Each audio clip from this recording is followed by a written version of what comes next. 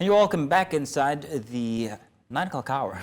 Now for our extra special, this is what we're about to go into. We address a very pressing issue that has plagued Nigeria's political and social landscape. Government accountability and Nigeria's struggle with dissent. Let's explore the complexities surrounding dissent, government accountability, and the role of security forces in maintaining order.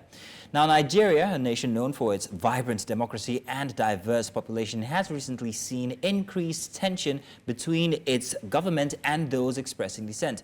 To understand this issue better, we first need to look at the context in which these events are unfolding. So over the past months, several incidents have sparked debates about the balance between national security and individual freedoms. Now, while the government cites security concerns as a primary reason for its action, critics argue that these measures often infringe on civil liberties. Now, joining us now to discuss this further is Dele Farotimi. He's a renowned social commentator and author. We're also joined by Honorable Nwata, who is the Deputy Director, APC Campaign Council. Gentlemen, thank you so much for joining us, and thank you for coming on to the program. Let me start with you. Good morning. Good morning. Let's start with you, Mr. Farotimi, and talk about the current Nigerian's president's handling of dissent and how it's involved to the previous administration. Very recently, we've seen two cases, or a very recent case where Senator Ali Ndume spoke up and criticized this administration of its handling of the nation's economy and socio-economic issues, and he was met with very serious heavy-handedness by him asking to resign as chief whip of the Senate. But what's your take on this presidency's reaction to criticism and the last previous administrations? Good morning. And good morning, Honorable Nwata. I hope I got the name right. Thank you, my pleasure. The Bola Ahmed Tinubu regime has not been any different from those that have come before it. It is not in the nature of Nigeria to allow the victims of Nigeria to demand for any rights that might mimic citizenship rights. So when the Nigerian presumes to protest to the government at any level, be that the victims themselves speaking, or as in the case of Ndume, a veritable member of the ruling crowds, who dares to question the message coming from their WhatsApp group, he immediately got his head bounced because dissent, the daring to speak different from the party line, was always going to be beaten down.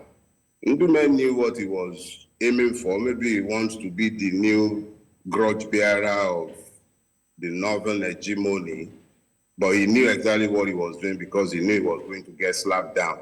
So that he did it, that's their own, is a class thing, it's a family squabble.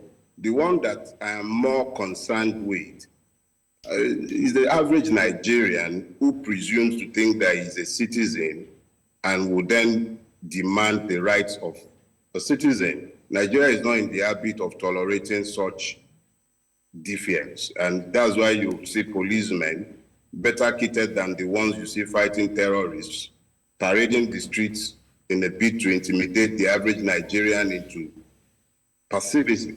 So at the end of the day, that is just the way we are. And Tinubu is no different from the ones that were before him. He's no different from Obasanjo, perhaps maybe temperamentally different from Yar'Adua, the same to a very large extent with Jonathan.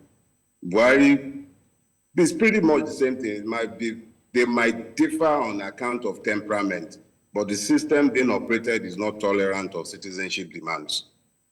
There has been reports in the news of concerned and frustrated Nigerians who are not happy with the state of the economy and wanting to have a peaceful mass protest, which has been met with certain lawmakers asking that that this must be nipped in the bud, or better yet, the DSS must be swooped in to get the instigators or the leaders for a negotiation or a dialogue to stop this. It makes me want to ask about the implications of this government stance on dissent as it pertains to Nigeria's democracy. I'm going to come to both of you gentlemen, but I will start with you, Honorable Nwata.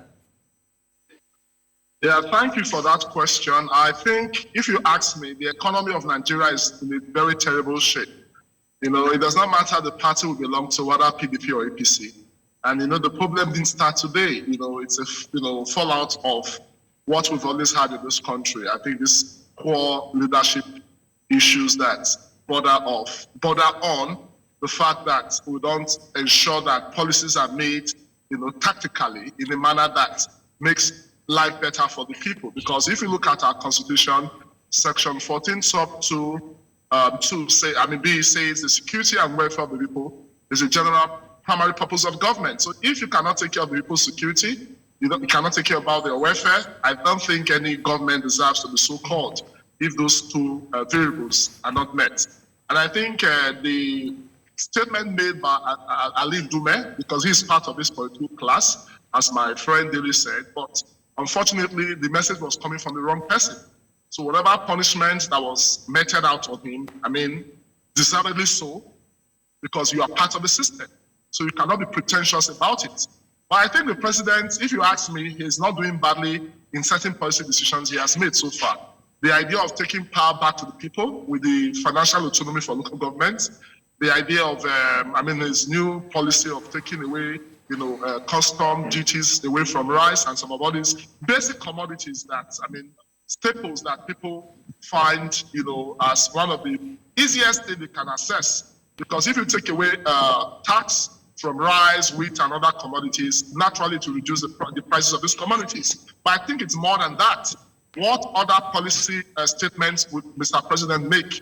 This issue of rising food prices and other commodities like petrol, the most basic of commodities in Nigeria today is petrol. So I think government should be very deliberate in dealing with this problem of having very unstable fuel prices. You come to a place like Abuja, the price of petrol is different for a very close town, Lokoja. So I think this government, because it was a statement Mr. President made during his inauguration of lifting subsidy that has put us in this situation. And I think as a member of the APC, I call on Mr. President to deal with this issue frontally, because that's the most pressing issue as we speak today. We still have issues of fuel scarcity, particularly in places like Lagos, even the state I come from, Benin City and Abuja. So what is now the duty of regulatory agencies? You have many of them. You have the Department for Petroleum Resources. You have even new ones under the new NNPC. So for me, I think this government must deal with the issue of people suffering as a result of inaccurate or ill-planned government policies. Yeah. And as such, it calls to mind the role of governors. We must not forget that this country is a federation. We attack the president more than we look at what is now the duty of governors. These governors collect security votes. What do they use this money for?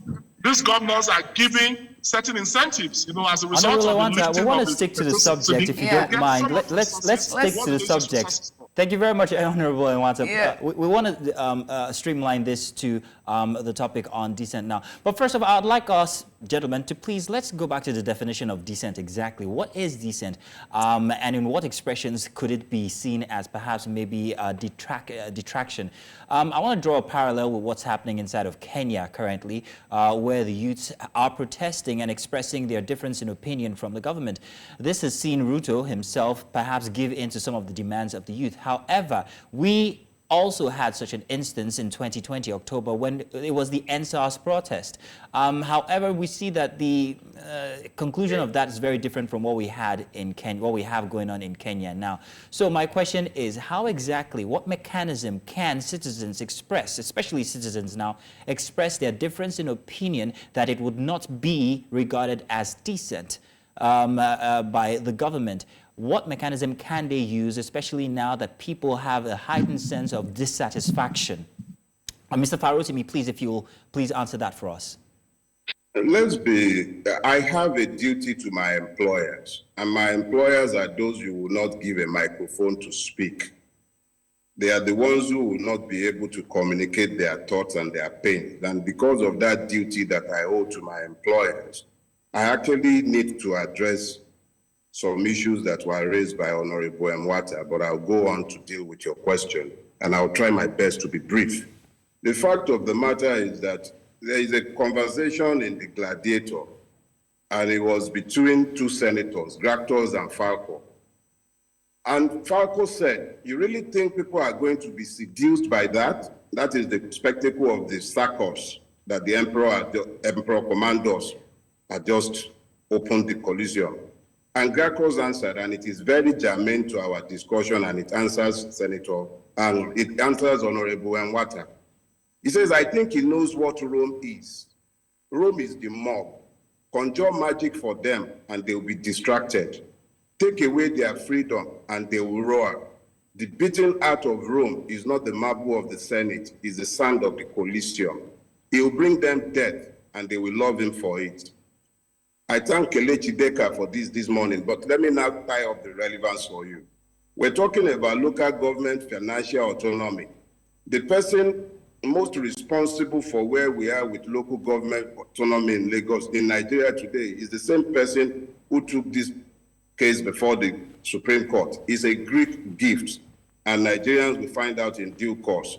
They are offering them a new enemy in the crooked governors so that the people will become distracted and face the governors, whilst Nigeria is being surreptitiously restructured with a fraudulent agenda that is creating a third tier of the federating unit when Nigeria is meant to be a federation. Now, all of a sudden, local governments are going to become federating units, just like Abuja became a state. Nigeria is being remade. But now to deal with the specific question that has been asked, NSAS and the Kenyan experience. The Kenyans are citizens. The Kenyan policeman is bridled by law and is careful not to kill Kenyans the way Nigerians were brutally murdered en masse at Lekki toll gate. That is the Lekki panel using the word massacre. That is in relation to human beings, not goats. That wouldn't happen in Kenya because the Kenyan is a citizen. But I, in Nigeria, am not treated as a citizen because the law does not rule in my country. So when we begin to compare these things, we should be careful with the comparisons that we are making. It is here in Nigeria that the convoy of the Chief of Army Staff ran into fellow citizens, but their murder was justified on account of the fact that they were Shia. All of a sudden, that made them less human, and it justified the killing of 430. That is the government's own judicial panel of inquiry, their white paper in Kaduna. So when we are comparing these things and we are talking about how the Kenyan people have managed to hold their rulers accountable, we must be careful to understand that the Kenyan state is governed by law and our own is hardly governed by reason. So it's apple and oranges. The comparisons are not apt. And there is nothing about criminalizing dissent. Dissent is normal in every society, in every democracy, even in dictatorships. The only thing is that in dictatorships, such as our own, dissenting voices are criminalized.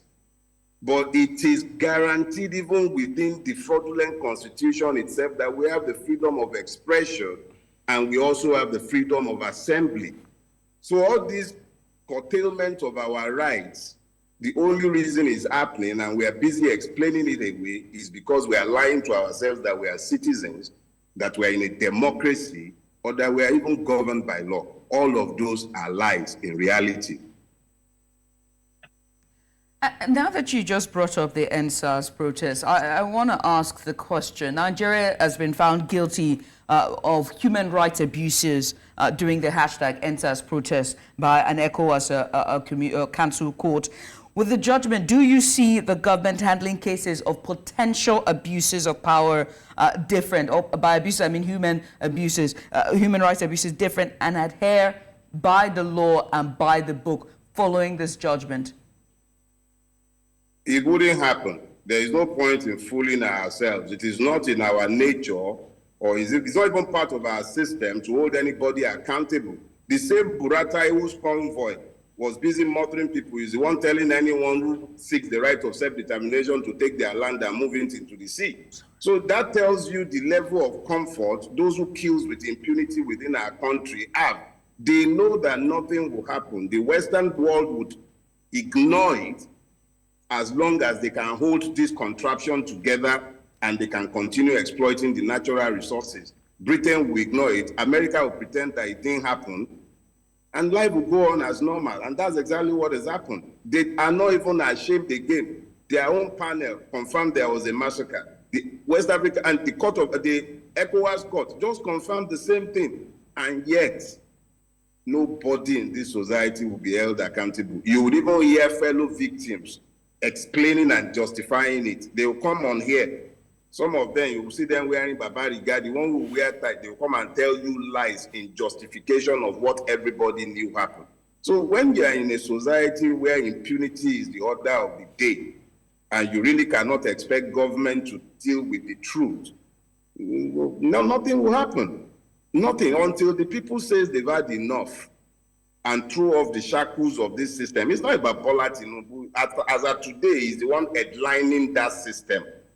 But the reality is that it preceded him. It was as it was with Obasanjo, so it is with him.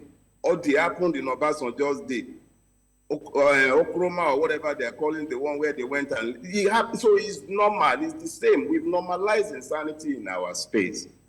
It's easy to personalize it to a person and then lose sight of the fact that we are dealing with systemic evils.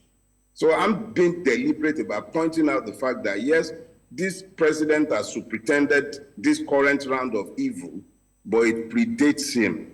It's only gotten progressively worse, and nothing is going to change until the people themselves says enough. Honorable Nwata, let me come to you for my final question for this discussion.